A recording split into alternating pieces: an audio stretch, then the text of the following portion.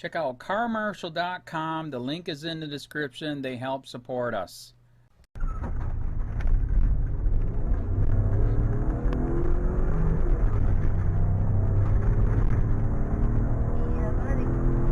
He's running. Stop right here. Stop right here.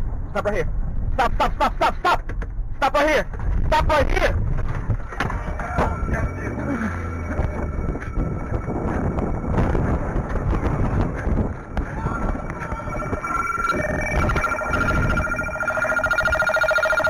All right, Leon.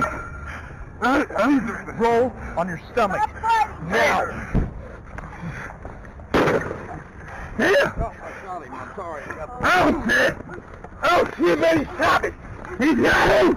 Oh God, he shot me! Stop fighting! Oh, where the fuck? Oh my God! Oh, he shot me! He shot me! He ran, motherfucker! You hear me?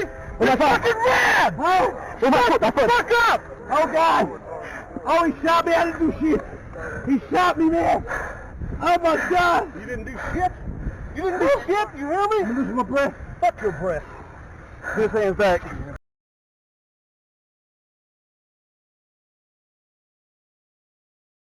FK your breath. Video shows cops shoot, kill subdued man, mock him as he died.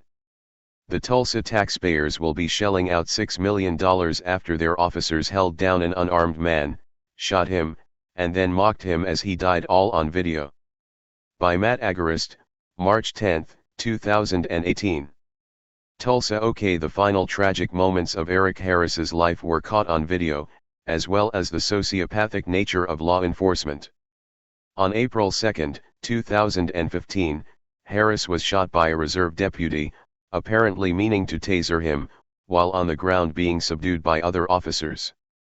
On Friday, the taxpayers were told they will pay $6 million to the estate of Harris.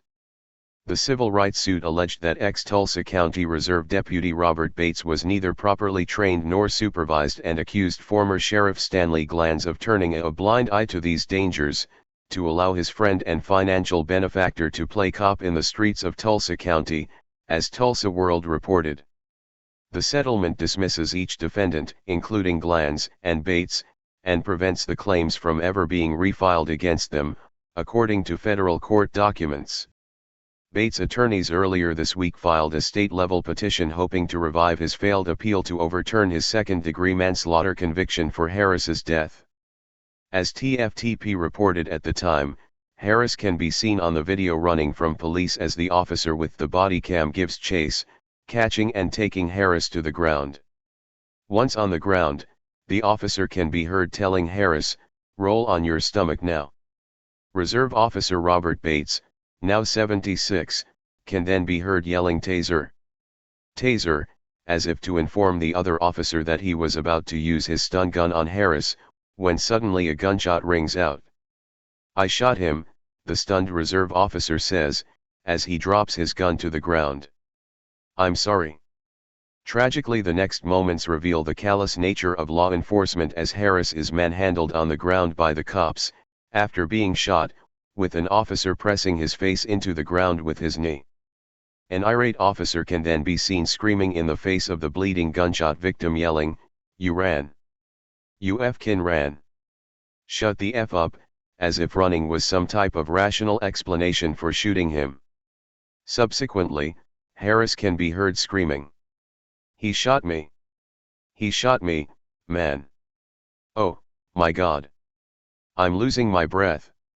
To which an officer gives a response that can only be described as sociopathic, telling the dying Harris, "F.K. your breath.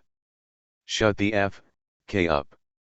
Harris had been attempting to evade officers that were attempting to arrest him for allegedly selling a 9mm and ammunition to undercover cops.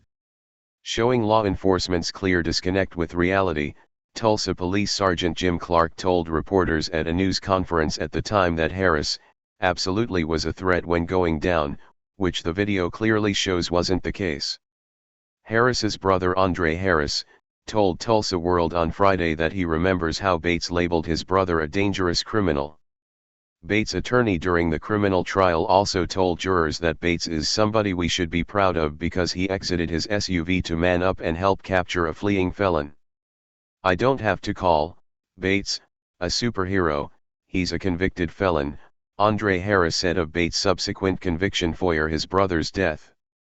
During the time after the shooting, countless testimonies and documents surfaced showing the great lengths police went to not only cover up the fact that Bates was not qualified to be a cop, but transcripts also described how Under Sheriff Tim Albin and Major Tom Huckabee attempted to pressure Sheriff's Office investigators to deem Bates' shooting of Harris as a justifiable homicide despite resistance from prosecutors. In spite of all the cover UPS and corruption, somehow this family was able to seek justice for their beloved son and brother.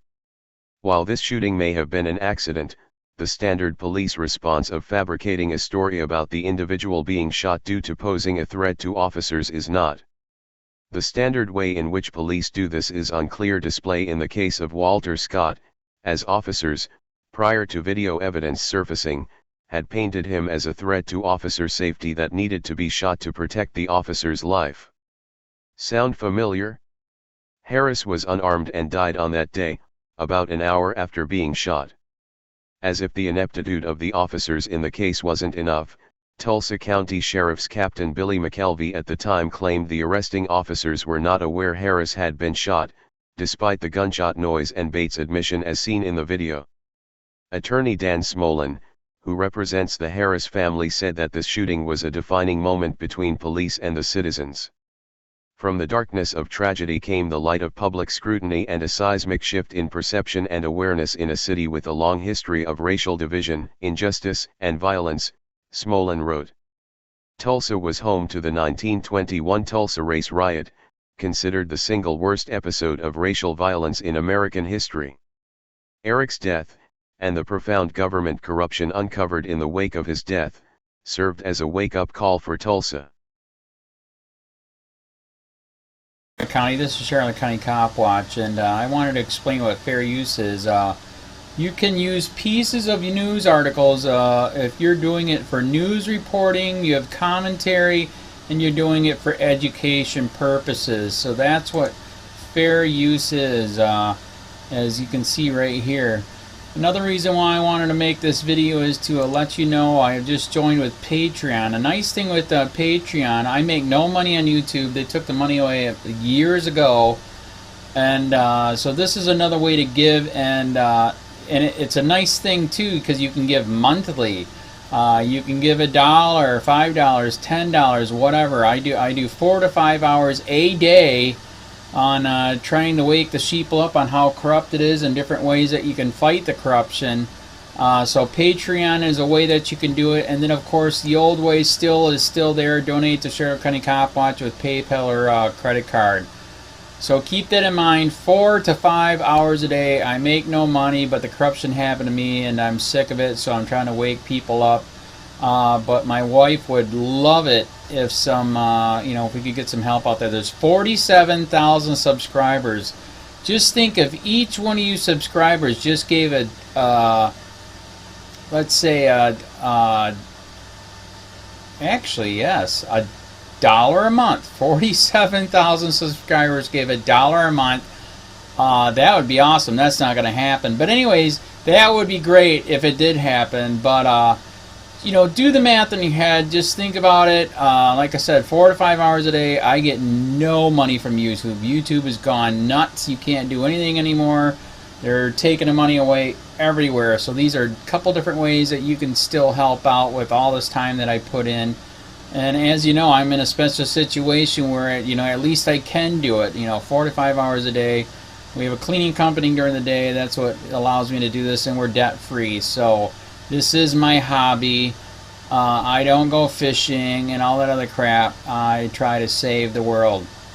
So help me out to make the wife happy, man. In fact, if you guys did give $1 a day, and there was 47,000 of you, and you did it, and each of you gave $1, and that was every month, oh my God, yes, I could quit. I could start suing them. Another idea too that we have is if I got you know, some funds, we could actually contact everyone that has been ticketed and or arrested and put in jail and start sending them postcards to let them know we're here and to see if everything went all right, and if it didn't, find out their story. So we could even do more investigations and more lawsuits. Lawsuits take money. So just think about that. You know, 47,000 of you so far right now. You know, $1 a day. I mean, $1 a month on Patreon, or $5 a month Patreon, 10, 20, whatever. Just do the math in your head. Help out. This is a lot of work every single day. Thanks.